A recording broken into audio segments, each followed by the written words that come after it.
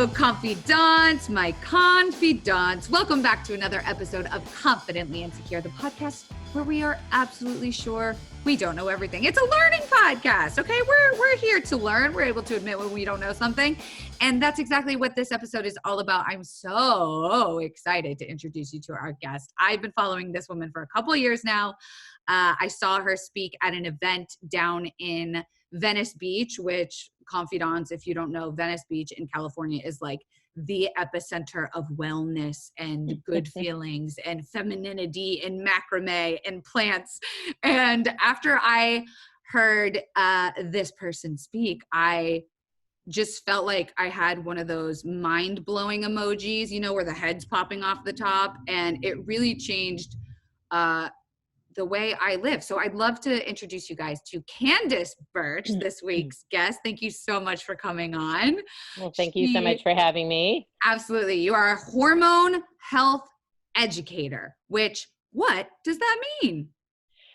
That means that I spend a lot of time explaining what hormones do, what the endocrine system is, and how it affects our, how hormones rule our mental, physical, and emotional health. Absolutely. And there's a lot of complexity to it. So my job is to make it simple to understand and to link it back to the sorts of things you're experiencing that could give you a clue that maybe your hormones have to do with how you're feeling.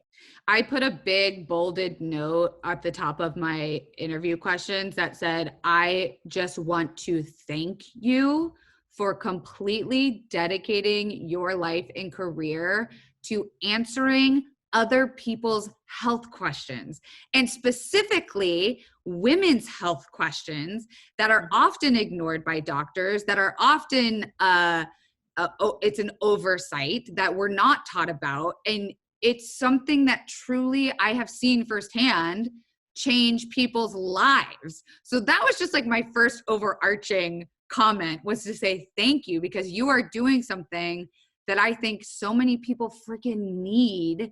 And we don't get this kind of education anywhere unless you go to school, right?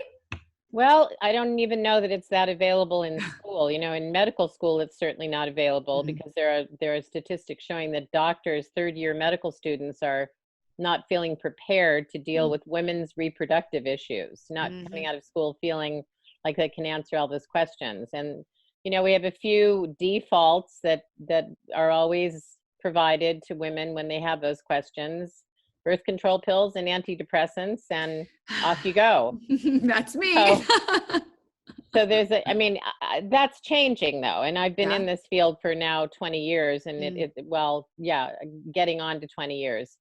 I started out as a health educator and then started specializing in hormones. But I think things are improving and the knowledge is improving. It's just that I take 40 to 50 minutes on the telephone with everybody that tests with me to go through what the test results mean. And it's not just looking at the numbers, it's saying, well, what does estrogen do? And what, you got to explain these things. You do. You have to. And no doctor has that time. I mean, if you go to a naturopath that is skilled in this, yes, or a functional medicine doctor who's taking the time to learn these things, that has started to happen in the last 10 years, thank God. And they do spend more time with women. But I have to say, the major complaint I always do still hear is, why didn't my doctor tell me this? And I'm really pissed off that she didn't or he didn't, because I could have made some changes that might have prevented my hysterectomy, or or maybe I could have gotten pregnant.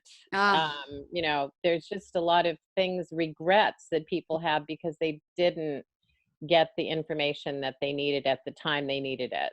And you say you believe things are changing. What do you see? I mean, I know like wellness culture just in general has like totally popped off thanks to like social media, but what do you see on your side with the education? What do you see? Where do you see us going with this? Well, that kind of takes me back a bit, but when I first started in this field, like specializing in hormones, there was a real uphill battle to get the message out that there was such a thing as hormone imbalance, that there's hormone balance and there's hormone imbalance, and that, oh, wow, you can actually test for it and find out if you're several hormones that do so rule our lives are in or out of balance and what symptoms are associated with that. That was hard to get across because the average thing was waiting until a woman gets into menopause or starts having hot flashes and night sweats and mood swings and goes to her doctor and gets a particular test, which is, you know, the classic FSH test, testing follicle stimulating hormone, and you'd get a number, and then that number would tell you, oh, it's high. That means that your pituitary is signaling your ovaries to make some hormone, but the signal's falling on deaf ears. You're in menopause. Wow. You know, here's some HRT, synthetic hormones, which have since been shown to be pretty damn dangerous. Ooh, we'll talk about that. We'll talk about that, the difference between synthetic and bio. And, you know, or here's an antidepressant, even though women constantly tell me I've been put on an antidepressant, but I'm not depressed. I mean, but anyway, I got into this when I myself went into menopause, and my own little story is just to sum it up. I was having a hot flash every 20 minutes and a mood swing in between. And I just remember looking at my little one at the time, because I started late. I had kids.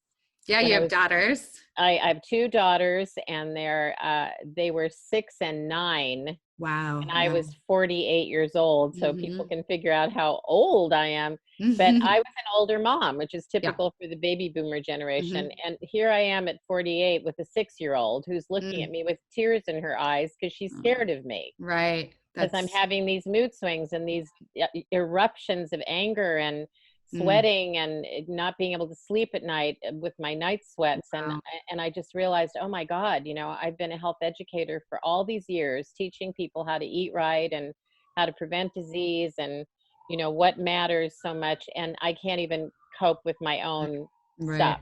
So I just realized that I had to find out, you know, it had to be my hormones. I started with a book called What Your Doctor May Not Tell You About Premenopause by Dr. John Lee, which is kind of a Bible for women who are going through it. He also wrote another one, same title, about menopause. And I just remember crying and thinking, oh my God, he's talking to me. And I went and I found out there was a saliva test, which is the most reliable way. Yes, I wanted to bring that up. And that's part of the progress you're asking me about, because in those days it was like, saliva, what are you talking about? It's only always blood. Always. But saliva, in fact, has been used for decades in science, you know, to measure DNA and in the military, et cetera. But it had always been used by scientists, not in the world of hormone testing as much. So anyway, I got a test, found out I obviously had hormonal imbalance, and started using some natural remedies to bring myself around, and then ended up working or calling this huge hormone testing lab, or called Dr. Lee actually and said, I'm a health educator. I want to be helping women that are going through what I'm going through, because I'm bouncing off the walls. You know, it's Jekyll and Hyde every day. And he said, well, you've got a big, you know, important hormone testing lab right there in Portland, Oregon. Why don't you call them? So the rest is history. I became their director of education. Wow. And I was there for a good decade plus, and left and came back for several more years. So I've seen thousands of test results. And over the years, I've also seen our struggle to educate doctors, and our allies in this were pharmacists, because compounding pharmacists really understand biochemistry and they understand hormones. So they started educating the doctors in their area, and we were doing tons of education. And so over the last 10 years, there's a lot more information out there. Right. It's not just us, every other people glommed on and you know, it's grown, and functional medicine has grown. Yeah. And I think I've seen that definitely with like Instagram ads. I mean, somehow they're targeted to me. I feel like they must be listening with fertility. And you mentioned like the difference between doing it naturally versus chemically, and definitely want to talk about that. I told Candace that we were going to split up this episode into 3 parts of the body, sort of like 3 themes, because our listeners asked so many freaking questions that I just had to kind of narrow it down to the specifics, because I want everyone to be able to get something out of this, because I myself actually did Candace's program, her hormone testing, and I did the consultation, the 50-minute consultation, went through the results, took those results to my, at the time I had I forget, she's like a nutritionist / therapist. I didn't have an eating disorder, but I had disordered eating tendencies, she said. So I took my results to her. I took the results to my gynecologist. I was getting tested for my eggs. Like what you gave to me was just like a foundation of my health, just a solid block of who I am at this time in my life. And I plan on getting tested, I mean, for the rest of my life, if anything goes out of whack. But for me, the hormone testing felt like the freaking base level of what everyone should do for your health. Because then we go to these specialists, we go and get treated, we get the pills, like you mentioned. All that to say, I would love to start these categories and start answering some confidant questions if you're cool with that. Yeah, I'm going to open a window here. Hold on. Let's do it. I'm listening. Okay, great. So let's start with vagina stuff / genital stuff. I would say one of the most popular questions I got asked was about PCOS, which I do not have, but I know a lot of women struggle with. And I narrowed it down to kind of this question because there were a lot of specifics, but most people wanted specific requests for advice beyond the usual of like what a doctor would tell you, which is lose weight, eat low glycemic diet, or using medication. So what can people do with sort of like natural, what you do in helping women with PCOS? Well, first of all, PCOS is all too common. It's not, it's not always congenital. It is usually based on a history of a poor diet, and I'm afraid that's part of the recommendation.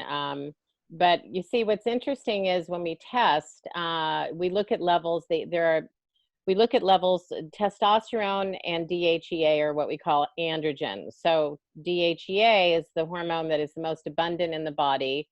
Okay. And it breaks down to testosterone. All these hormones break down to other hormones. Mm-hmm. And so DHEA and testosterone are really important hormones in terms of your stamina, your strength, your metabolic rate, how efficiently you burn calories.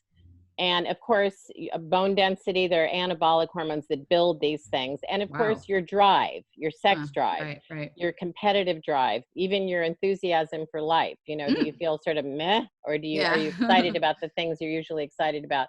And clarity of thinking, all of those things. So testosterone and DHEA are good hormones to have in the right amounts. This is where testing becomes so important. When they are high, it's usually associated with PCOS. We see that in a test result. And until you get your levels tested, or if you have an ultrasound to look at your ovaries to see if there are polycystic ovaries, many cysts on the ovaries, you can't really know that you have PCOS. But the connection with the poor diet and these elevated androgens is that over time, if you have a lot of sugar and simple carbs in your diet, you can become insulin resistant. And that term we know has to do with a chronic elevated insulin level due to the fact that we have a chronic elevated blood glucose level due to the fact that we're maybe eating too many donuts, or we're stressed out all the time, or so this level of glucose that the adrenals are struggling to regulate means that they keep signaling the pancreas to bring out some more insulin, do something with this sugar. Right. So this excess sugar gets stored as fat, usually in the belly, which is one of the signs of PCOS, because insulin is a fat storage hormone. And here's the kicker. Insulin in an elevated state will, especially chronically, will cause the ovaries to overproduce DHEA and testosterone. It's like fertilizer. Right. So instead of the ovaries, so here are the ovaries trying to create a balanced amount of estrogen and progesterone, the hormones that regulate your cycle, and grow that one egg in the ovary every cycle. Instead, now we've got this churning out of testosterone that and DHEA levels that are causing multi-cysts to form. Instead of that one egg, they're causing this multiple cyst growth. And with that go the symptoms of PCOS. So we start to have the excesses of too much androgen, DHEA, testosterone, which is maybe increased facial hair or increased body hair or increased breakouts. And of course, the vaginal stuff being the polycystic ovarian syndrome, you're going to have irregular periods or no periods. And down the road, infertility is very affected by this. So the key to know is, yes, it is about diet.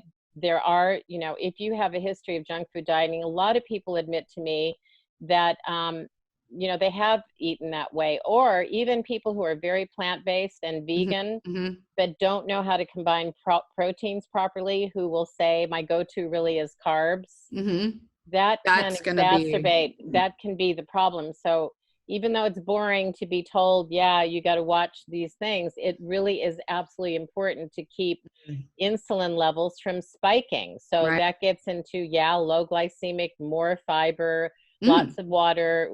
Fiber is really important because, if you have that chocolate, a bit of chocolate every day, eat it with some almonds or something that will slow the absorption of sugar into the gut. You just don't want these spikes. You don't want these spikes of insulin that cause the ovaries to be churning out the wrong, too much of the wrong hormone. And also there are some really good supplements that are manage the metabolic picture, the blood sugar and insulin. There are things like glutamine. There are things like D-chiroinositol, which is a B that vitamin. Is too big of a word, ma'am. It's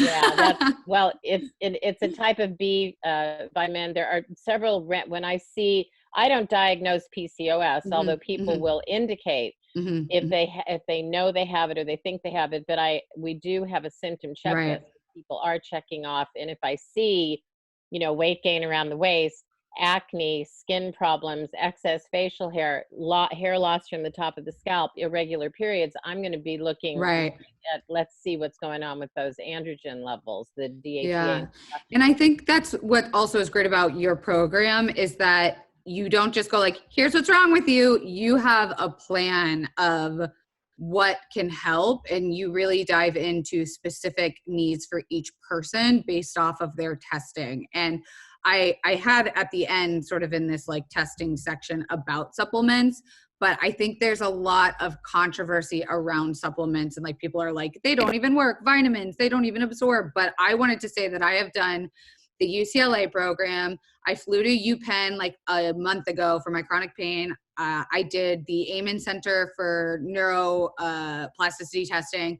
All of these major hospitals and doctors all prescribed me supplements, not like traditional chemical medication. And I was like, what?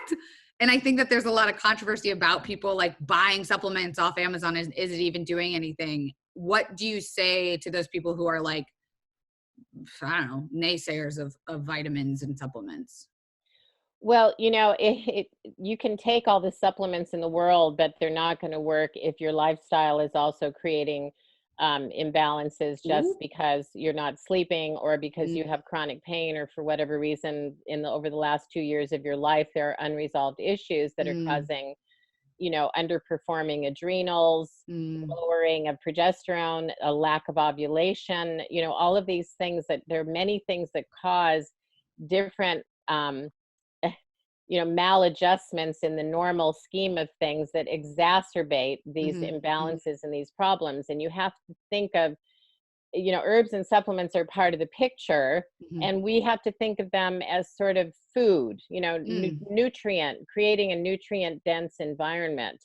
So if I'm talking about a lack of, if we're talking about irregular periods and anxiety and mood swings and progesterone is low on the test result, then we're looking at, is there something that's disrupting ovulation here? And what are the things that promote and support ovulation? Well, some of those things are good fats and good proteins. Very critically, a couple, 2 or 3 B vitamins, which are cofactors actually helping ovulation to occur. And these are things that aren't produced naturally in our bodies. So we have to figure, there are 9 essential amino acids that we don't make. So we have to get them in the proteins we eat. I think sometimes, I think sometimes we have to realize that there are things we can't make ourselves. Right. And so if we have to get them from the nutrients in our food. So that's what we have to think. When we're, I try to suggest herbs and vitamins in a very singular, very simple fashion, not to overdo it. Some of these things are rubbed into the skin, and I know people are sick of swallowing pills. Oh yeah. And, so there are certain things that are capsules. Some things are tinctures, adaptogenic tinctures. You've heard of rhodiola, maca, eleuthero. There are so many great adaptogenic herbs that strengthen us and our ovulation and thus our hormone balance. And those can be swallowed, tinctured in a little bit of water. Some things can be rubbed into the skin. So it's not all about taking, just swallowing supplements. It's that, and then making certain changes in lifestyle that are absolutely imperative. You do such a good job of dumbing things down for me. Like, I can actually follow along with what you're saying. I don't feel like I'm being talked at by a doctor, which is, I think, really important in understanding this, because I didn't know shit about my body. I felt like it was my enemy. I felt like it was working against me. And in our consultation, when you really broke down each thing and you sent me, read-alongs to follow along with you. And I think that's crucial in understanding these words like adaptogens and DHEA. And if you don't know these things, like you're just explaining symptoms to someone. And if you don't know what the core of the problem is, what good is it? But I really, that was just a side note. I enjoy the way you talk. Okay. Moving on from PCOS. This is a personal question. How much Plan B is too much Plan B to take in a lifetime? What do you mean? Oh, you mean post-birth control, post-unprotected sex Plan B? I got off birth control after we met. Oh. You convinced me. I was like, bye. And I had been taking it for 12 years every day. And my skin went absolutely crazy, as expected. And, now, hello, I am glowing. Gorgeous. Glowing. Yeah. And, but of course, now that I'm not on any form of birth control, there have been a couple of whoops or doopsies, and I just am kind of eating Plan B like it's sweet tarts. And I'm like, that cannot be good. So what does Plan B do? And, are we screwing ourselves, no pun intended, by taking it? I don't think that anything that shuts down ovulation or ovarian action or any kind of, normal cycles is good for the body to any extent. And, if you start using Plan B as an alternative to birth control, I think the same thing is going to be wonky hormone production, erratic ovulation. I mean, at your age, women, and I have to say, a lot of women in their 20s and 30s, when I say at your age, this is when you should be producing normal, optimal amounts of hormones. Your cycles are going to go on until you're in your early 50s and on average. And so you should hopefully be ovulating every mid-cycle and producing a certain amount of hormone, estrogen first part, progesterone the second. And that's where these synthetic shutdowns can wreak havoc over time. And, a lot of people, once they do decide they want to get pregnant, all the years suppressing all of that, suppressing that can take a while to come back and to wake those ovaries up. So I'm not a fan. And, I don't really want to be a person. I realized at a certain point I had to take a position on birth control. Really, and it's a little bit, I think it's harsh, because let me tell you, I was number one in line in the 60s when they came out, so that I could live with my boyfriend. What a time. Oh yeah, liberation. Wasn't it great? And we all moved in with our boyfriends in the 60s doing, going crazy. Disco queen. I remember crying. It's doing nothing but crying all the time and getting the worst acne. I had great skin, and I'm still dealing with the scars of the acne from those days, but that's not why I'm down on it. I'm down on it because what I don't like is that it is grab the prescription pad for acne, for heavy periods, for mood swings, for anxiety. 52% of gals that are on birth control are not using it for contraception. Wow. And that's the big debate, right? Like when they try to shut down Planned Parenthood. And so I can see why it can be useful for women in their 20s and 30s. But there's no, not forever. There's no like studies that show what screws us over time by taking all of this. And there's such a myriad of these, and they really do contain hormones that, well, they're synthetic hormones that what they do is they obviously stop ovulation, or they thicken the cervical mucus, or they work in different ways that makes it hard to either ovulate or to become pregnant. But either way, the body's own natural rhythms are shut down. And over time, especially with 50% of women using something, a lot of these women that started on birth control for acne are still using it into their late 40s. They're afraid their skin's going to break out. Now, usually acne is more related to, an imbalance of the androgens and what we were talking about before with PCOS, which can be reversed by rebalancing hormones naturally. And there's a great book called Beyond the Pill that's pretty recent, written by Dr. Jolene Brighton. And is that a woman? Yes. Dr. Jolene Brighton, and also the book Woman Code by Alyssa Vitti, who cured herself of PCOS, by the way. Wow. So she's an important person for your PCOS warriors. Go on her website and learn from her, because she was the classic case, couldn't get any help, had every symptom in the book, really bad PCOS. But both of them are really saying, hey, if you can use a family planning app like Natural Cycles, which is, if used properly, is meant to be 98, 99% accurate. If you can learn, this is actually a good time when we're in quarantine or isolating to get to know your cycles better. Yeah. And understand more about them. Alyssa Vitti's book is great because it talks about the 4 phases of your cycle. And it talks about what hormones are being made and what goes up and what goes down during that time, and what your moods and emotions and energy is during that time, and what you should be eating during that phase of your cycle. And I think this is a good time to become much more aware of that. Read a book. Yeah, read a book. Tune in, and it's online too. Tune into your cycles and how they work, so that you can start, you yourself, if you're munching on the Plan Bs, then find out when you're fertile, get to know your cycle, get to know when you ovulate, know the days before and after that you're fertile. And, some gals are just really, a lot of gals are getting off the pill and saying, I just felt too lousy. I had too much weight gain.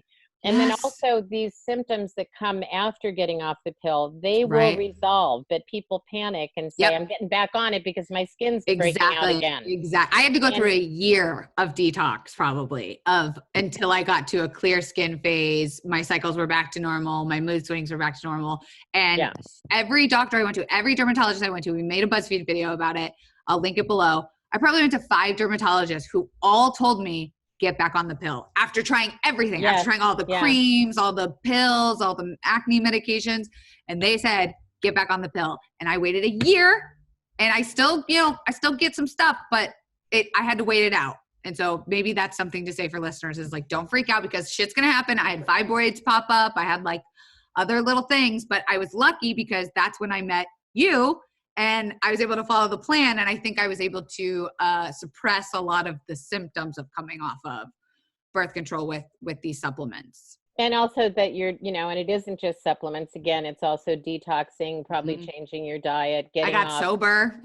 Yeah. Well, there we go. I mean, that's a lot of blood sugar ups and downs when alcohol is in the picture, and inflammatory issues. Yeah. And, all of those come into play. I have to talk to people quite a bit about the chemicals in our food supply. In the proteins, if you're eating a lot of paleo or keto protein and you're not eating hormone free, where the label says these animals were not raised with hormones, the cattle industry just love to shoot their animals up with synthetic growth hormones that act like estrogens to make their cattle grow fat faster. Why do you think we grow fat faster? We're eating their medications. So there's, beyond supplementation, there are these major ways to change the way you shop, the stuff you put on your skin, the stuff you put on your hair, the stuff you use to clean your house, to garden, gardening products. There's apps for that, right? There's like these clean green, you can scan everything and it gives you an alternative, tells you how dangerous it is. There's one called I think there's a better one than this now. Who I should mention the name. You should interview her sometime. Yeah. Oh my gosh, I would love to. Lauren Briding. Do you know her? No, but please introduce us. Detox Me Tuesday. Oh, cute. She is she's a beauty. She also is a representative for Beauty Counter Cosmetics. And think about this, the cosmetic industry has not updated the Cosmetic Safety Act since 1938. Oh so God, that's over 80 years. That means we are putting on our skin what we know not.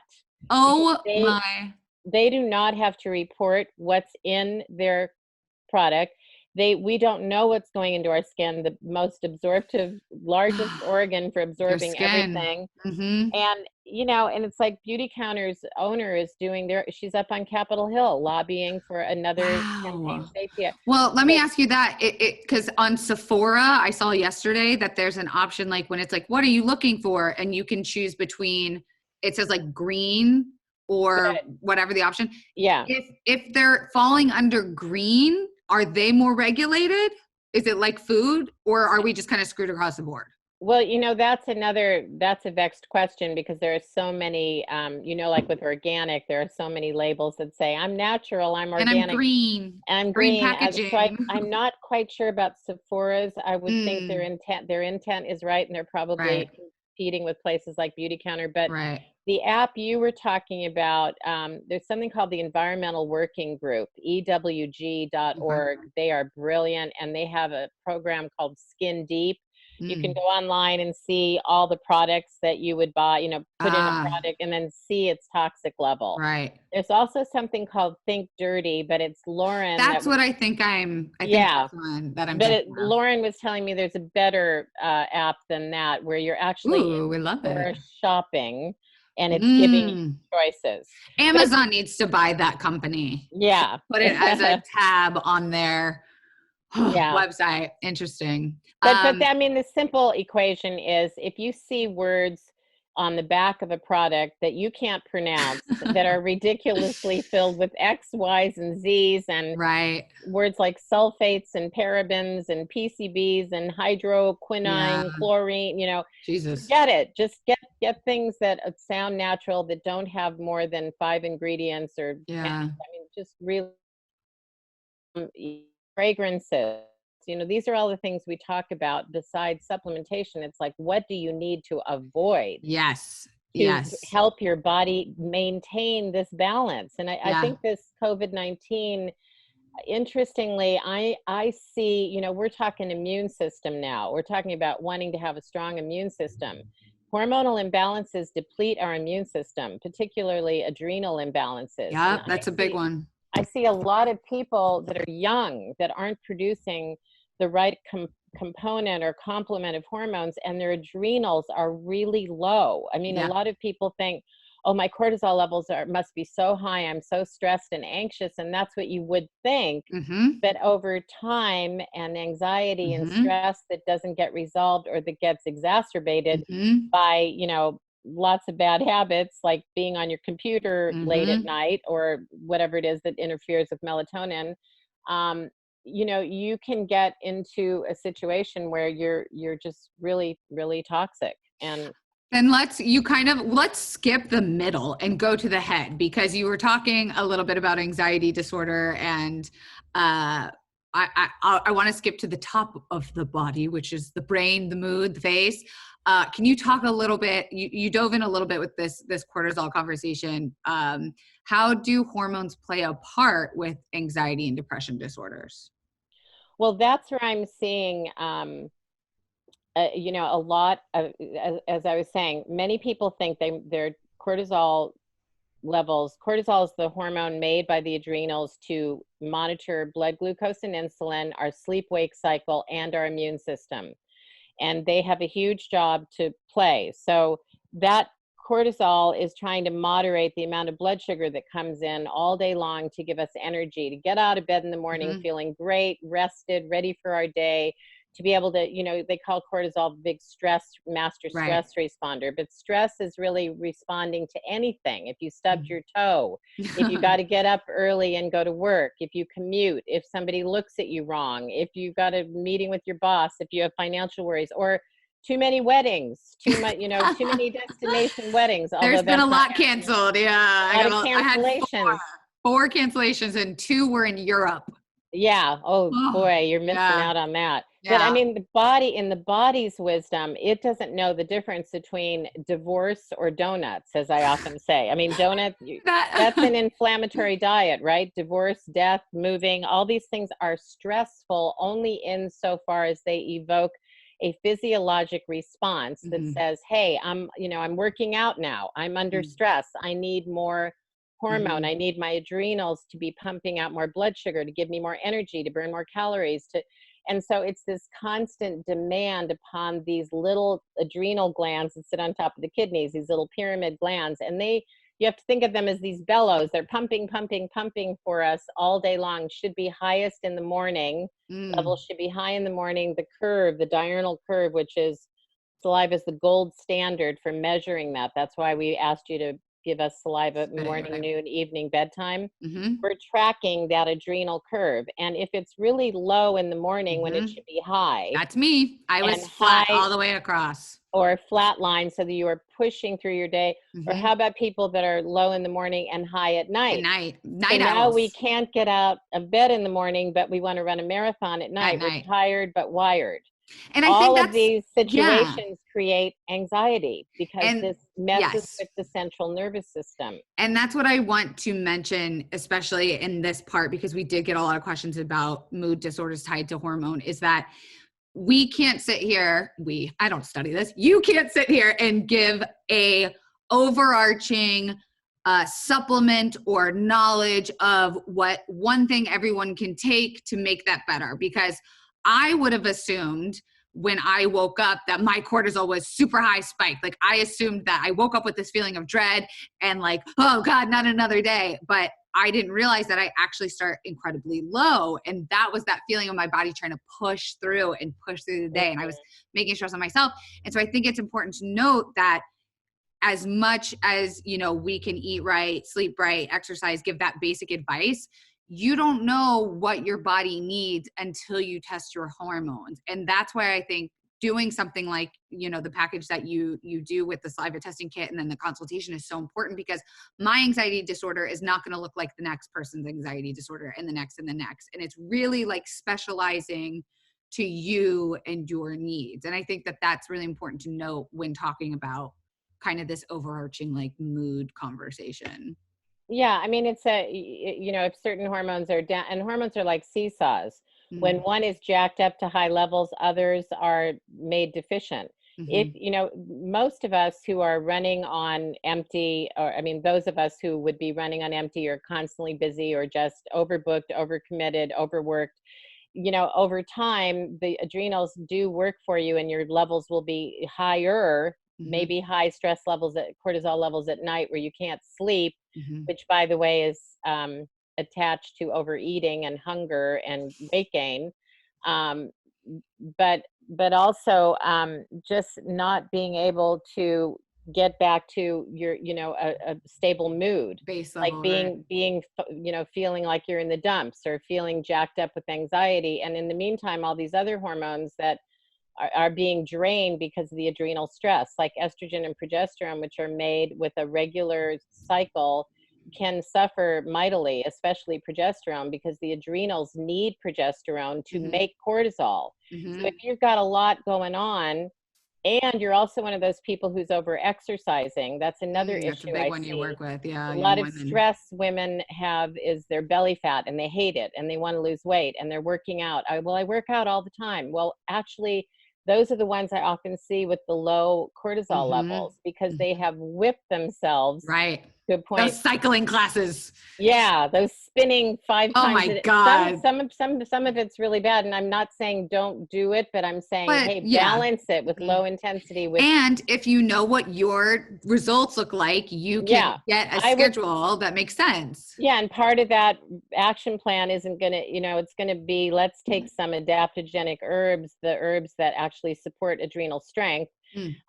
Let's take some of those, but let's also dial back on the exercise. That's part of the prescription. It might be instead of spinning 5 times a week, you're going to spin twice a week, do some weights to increase your testosterone levels, perhaps if you're low and your libido is low, twice a week, but not, overdoing it. And then somewhere in the other days, you're going to have yoga and deep breathing and stretching and brisk walking and all those other That's swimming. what I love about you, is that you're not only like a doctor, but you're also giving us like our diet. You're also giving our exercise plan. You're like a one-stop shop when you look at a hormone balance. It's called holistic. I mean, it's the old word. It's the old word. It's not going to be, it's not just about, like me at my age, it's all about Botox. Well, ladies, aging is not a Botox deficiency. Amen. I mean, this is ridiculous. I'm not going to be, and as we're older,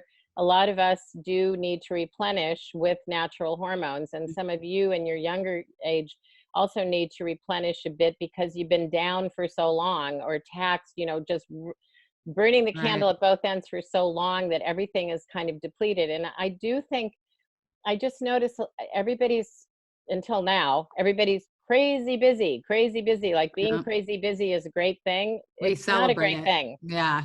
No, it's not admirable. We are running ourselves down into a tired, always tired. First we're tired and wired, and then we're tired all the time. And by the way, when you get down to that level, you're not going to have any libido. You're not going to have any enthusiasm for the stuff. You are probably not going to be sleeping well, or sleeping too much and still not feeling rested, and gaining weight around the belly, having sugar cravings, and being at risk for illnesses like this coronavirus because your immune system is not responding in the way it needs to, because everything is just down. Yeah, I wanted to go back very quickly to you reminded me when we were talking about where is it? I wanted to talk a little bit about the trans folk that listen and what they would need to know about hormone balance, because as we talked before the podcast started, we think it's a very important subject to talk about, but I think a lot of people are afraid to ask because they're not like specialized in it, or it's not a common knowledge. It's not taught in school. But for trans and non-binary, what do they just need to know about hormone balance in general? Well, it's just that I'd say in general, women and men share the same hormones, but in differing amounts. So obviously, women have much less testosterone and anabolic androgen hormones, DHEA, testosterone. Men have higher levels, and women have higher levels of estrogen and progesterone. So that gets switched when you're doing doing the surgery or getting huge injections. I've worried about this with trans people because you are getting huge injections of huge amounts of hormones. And so you don't, these hormones are all, we refer to them in general, as you said, hormones are like a symphony. Right. So they're all playing in sync with each other. They are absolutely work in synchrony. Sometimes I show a picture of synchronized swimmers. If one swam off to the other end of the pool and one dove down and the other one starts splashing around, what would happen to that synchrony? We can't have perfect balance, but we do need things to be in some states. So I would imagine that trans people are getting tested, but part of the problem is that with testing in blood, you don't always see, when you're supplementing hormones, you don't see the levels that are moving into the tissue, like the target tissue. So I think it's important, the target tissues, hormones act like a key that opens the lock to a cell. The lock is a receptor site. The hormone is the key. Hormone means to put a force in motion. So it's a messenger. It opens a door to the cell and starts flipping all these master switches to our functions. And they need to be in a proper balance. So it's one thing if you're getting the hormones injected in huge amounts, you then need to monitor, and you probably should monitor in saliva so that you know what is the free or bioavailable quotient of that hormone that's being injected. For instance, if you have a lot of testosterone injected, it can also convert in the body to estrogen. What? Yeah, there's a lot. That's not a good deal. And that's something I think about. Are people aware of that? Like, for instance, women who are, or men, let's take a man, men who are overweight, who have, let's say, have a lot of surplus body fat. There is an enzyme in body fat in fat cells called aromatase. And aromatase's job is to turn testosterone into estrogen. Okay. So you've seen men that have moobs. Right. Man boobs. They have sometimes, they have too much estrogen. Their testosterone that they're making is being turned in the fat cells. Women who are overweight often have higher estrogen levels and lower testosterone levels. Their libido's down, their weight is up. So there are all these conversions that are happening in the body with hormones, and especially when they're supplemented. Like the body in its wisdom will say, whoa, that was a big dose of estrogen.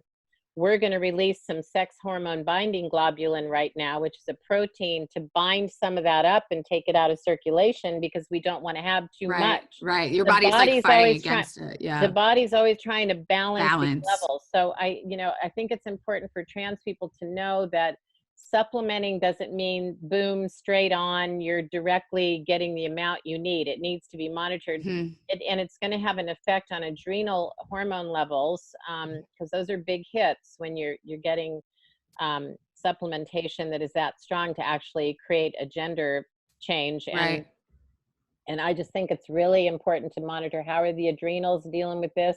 Do you need to supplement a bit of progesterone? Men who are moving into a woman's body, more preferably, are going to need more progesterone. So, and what kind of doctor, or is it a doctor or a specialist or holistic or educator that needs to monitor that? Like, if someone is transitioning, and they need to monitor through saliva, which we'll talk about next, is it their practitioner? Like, who do they need to be having as their person? Well, we started out saying a lot of women don't get this information, and a lot of women just in general who are in menopause or having issues and are on birth control and antidepressants aren't getting the information they need from their GP. Some GPs are getting savvy, but those people are finding you need to go to someone that has training in functional medicine or as an integrative medical doctor. There you go. Those are the words I was looking for.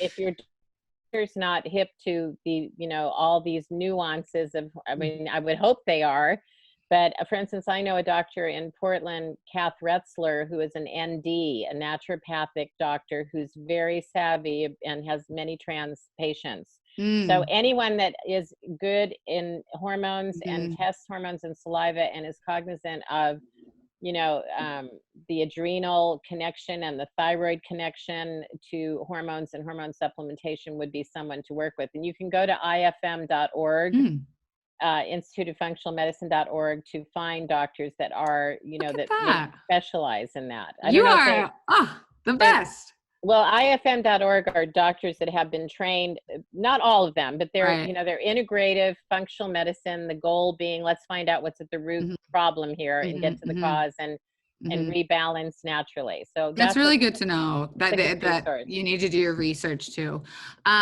Okay. Moving towards the end, I left this because this was one of the things that made my mind do the mind blow emoji thing when I first heard you speak, is about, just be careful of your microphone. Sorry. No worries. Is about testing hormones. Okay. We already know one of the questions is how do we get our doctors to take us seriously when we ask to get our hormones tested? And with blood versus saliva. Now I'm going to try and repeat what you said, but correct me if I'm wrong. When you do a hormone test through blood, right before you put a needle in, if you get really scared, your cortisol spikes because you're like, oh shit, I hate needles, it's about to go in my skin. And then your results are going to be all fucked up because you're getting shot up with a needle. And then they're going to give you advice based on that result, which is not correct because you were just all excitable and nervous about getting a shot. Versus saliva, that's about all I can do. That was good. And that's very true, especially for people that have anxiety around needles. But there's also the thing about saliva being non-invasive. So the other side of needles, non-invasive, and also being able to collect at the appropriate time of day, morning, noon, evening, bedtime, to get a real fix on adrenal function. And also with saliva, you're testing at a certain part of the month if you're still having cycles. So what we're trying to do is get in on natural physiology and measure these levels in a non-invasive way at the right time of the month and at the right time of the day in the convenience of your own home, so that you can, just give us this saliva, which is also, salivary gland is tissue where hormones are constantly coursing through on their way to the tissues where they do their job. So in the bloodstream, hormones are inactive. They are bound by a carrier protein to the red blood cell. Why doesn't anybody tell you that? So, because it can be boring. But there's this fraction of that bound hormone that's always becoming unbound because, hey, I'm at the gym, I'm working out, I need some more testosterone. Please release some testosterone into my tissue to give me that hormone that I need. I'm very much simplifying it, but that hormone then becomes unbound. It escapes from the bloodstream, and it's called free bioavailable hormone, and that's what can be picked up in saliva. Right. Not as much in blood, not as easily in blood. If you want to measure total hormone levels, that's one thing. If you want to measure free at work, like if I'm an older woman and I'm worried about breast cancer, I don't care how much total estrogen. I want to know how much free bioavailable estrogen is in my tissues. And the saliva test will give you a better idea. Also, it's better when you're using, a lot of women are using topical progesterone cream, topical creams delivered right through the skin, go straight to the blood tissue, to the cells of the body where hormones do their thing, and you're not going to see that level go up in blood. There are plenty of studies that show. So it's a difference between measuring free active levels versus total inactive levels. Yes. And I think that's so important to remind people, is that if you're going to do this, not through Candace, which I will talk about in a second, then make sure you're going to someone that does it through saliva testing. Cause I had no idea either. Okay. But going back to let's promote the shit out of you, because like I said, I think seeing you and having you explain these things to me so personally and so specific to my needs was so eye-opening, and was calming that fear that I think a lot of women have when talking about anything medically, especially something as personal as hormones. So if our confidants want to get their hormones tested with you, what are some things that you help people with through hormone testing? I know you mentioned about fertility and anxiety. What are some things maybe people don't know about that seeing you might be very helpful for? Well, I think first thing, it's important to know your symptoms. There are many symptoms of hormonal imbalance. We have a symptom quiz on our website. www.yourhormonebalance.com. Go and take that quiz, and it'll tell you whether you are highly likely or unlikely to have an imbalance. But, being aware, remember back in the days of creating breast cancer awareness, they wanted women to know the 7 signs. Well, with hormone imbalance, don't think that heavy, painful periods where you can't go to work or you have to leave school are normal. Don't think that acne every single period, or that deep depression or horrible rage where you want to kill your boyfriend, or weight gain around the belly that you absolutely can't not lose no matter how well you eat or how much you exercise, or terrible fatigue no matter how much you slept, or you got to know these symptoms of imbalance. Some of the big ones for younger women, especially if they've been on the pill for a long time, are not having periods, irregular periods, or heavy painful periods, as I was saying, or bad skin, hair falling out. There's just vaginal dryness. That's a big one. Low libido, anxiety. And a lot of people I talk to have heart palpitations, and that can be a sign of low estrogen. And so you can, if you've been on the pill for a long time, which is going to lower your estrogen levels, you could have vaginal dryness and feel anxious because you're getting heart palpitations, and it may be the heart palpitations and not that you're actually anxious. Oh my God, I need to put that in my book. It makes you feel anxious if you get heart palpitations, right? Right, absolutely. maybe it's because your hormones, that hormone is quite low in relation to other hormones. So, you know, anything to do with how many young women do I talk to, 27, 28, are they're getting engaged, they're getting married, and they'll say to me, I love my husband, but, or I'm crazy about my fiance, but I just never am in the mood. Yeah. And it's devastating. And he thinks it's him and it's not him. And I don't know what to say. You're a therapist too. Well, it is, you know, people cry, people that have tried to lose weight for ages and just absolutely can't. They're doing everything they think is right. And it is so confusing. And there are too many supplements out there and too much information. So I do try to say to people, know your symptoms. So go to our website, do the symptom checklist. I think the best test we have for getting a fix on things, and with budget issues now, everybody's watching their money. I want to give your listeners $100. Yes. Oh my gosh. For what we call our Jumpstart Kit, which is testing estrogen, progesterone, testosterone. It also tests the ratio, the balance between estrogen and progesterone, which are your two major female hormones. You know, that balance is hugely important for your moods and your memory and your memory. That's a big one.